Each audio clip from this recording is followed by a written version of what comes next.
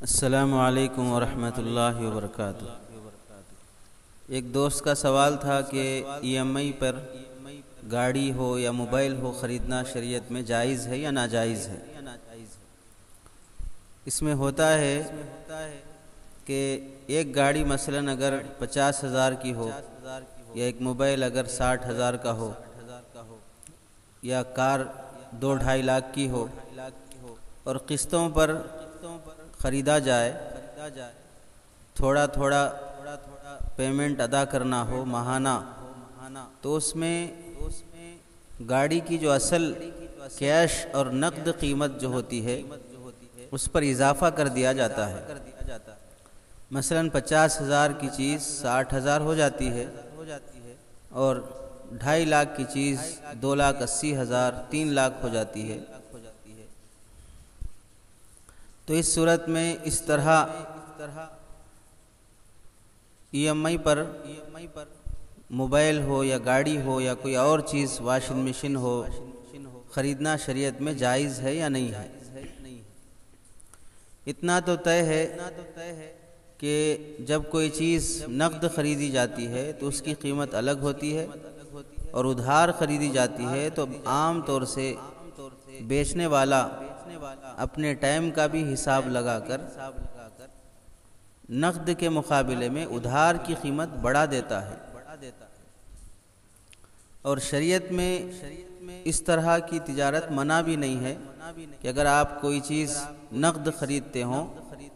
تو وہ آپ کو 2 لاکھ میں مل رہی ہے، اور اگر ادھار خریدتے ہوں تو وہی شخص 2.5 لاکھ میں دینے کو راضی ہو رہا ہے اور آپ خریدنے پہ راضی ہو رہے ہیں۔ تو اس طرح ادھار کی وجہ سے مبیع میں خریدی جانے والی چیز کی قیمت میں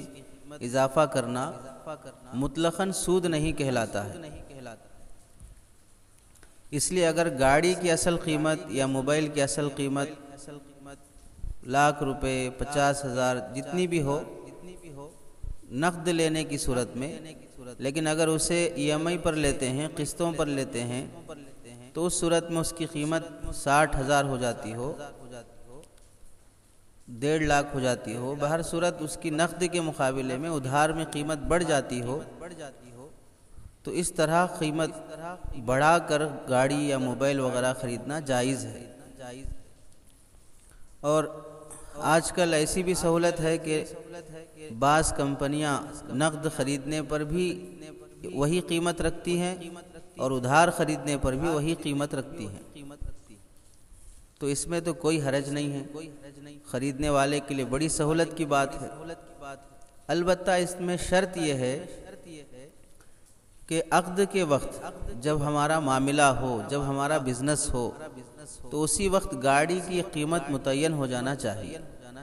یعنی ابھی اگر کیش میں لیتے ہیں تو 2 لاکھ روپے، اور اگر ادھار لیتے ہیں مہینہ مہینہ ادا کرنے پر اس شرط کے ساتھ لیتے ہیں تو بھی قیمت طے ہو جائے کہ 2.5 لاکھ روپے، اور قسطوں کی ادائیگی کی مدت بھی طے کر لی جاتی ہے کہ اتنے مہینوں میں پے کرنا ہے، کہیں 6 مہینے، کہیں 16 مہینے، کہیں 2 سال، کہیں 3 سال، تو قسطوں کی ادائیگی کی مدت بھی طے ہو جاتی ہے اور چیز کی قیمت بھی طے ہو جاتی ہے۔ اور اس میں یہ بھی ضروری ہے کہ وقت مقررہ پر جو وقت طے ہو جاتا ہے قسط ادا کرنے کا، پیمنٹ ادا کرنے کا، اگر کسی وجہ سے پیمنٹ ادا نہیں ہو سکا تو قیمت میں کوئی اضافہ نہیں ہوگا، کوئی آپ کو پینالٹی یا کوئی اوپر سے جرمانہ بننا نہیں پڑے گا۔ یا اگر ایسی شرط لگا بھی لی جاتی ہے لیکن مشتری ایسا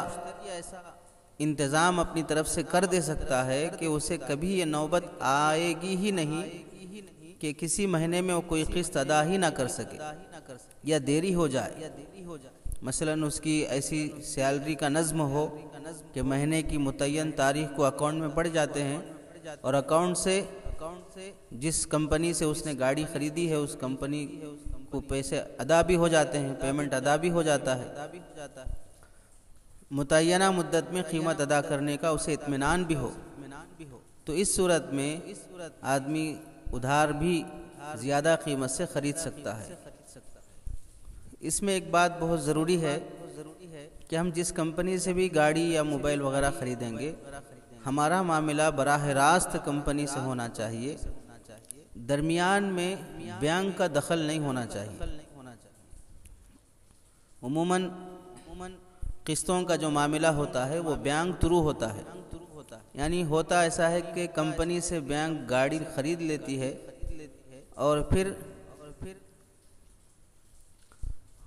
وہی قیمت فوراً ادا کر کے کسٹمر سے اضافی قیمت کے ساتھ وہ گاڑی فروخت کرتی ہے اور پھر وہ اضافی قیمت وصول کرتی ہے قسطوں کی شکل میں۔ تو بینک گاڑی کی عموماً مالک نہیں ہوتی، وہ گاڑی کی مالک تو کمپنی کو نقد رقم ادا کر دیتا ہے،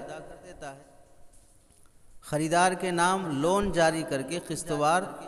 پھر اس سے وصول کیا جاتا ہے۔ تو یہ شکل جس میں بینک تھرو اگر کیا جاتا ہو معاملہ، تو بینک کا دخل ہونے کی وجہ سے بعض مرتبہ معاملہ الجھ جاتا ہے، اس لیے براہ راست اگر کمپنی سے معاملہ کیا جاتا ہو تو اس میں کوئی حرج نہیں ہے۔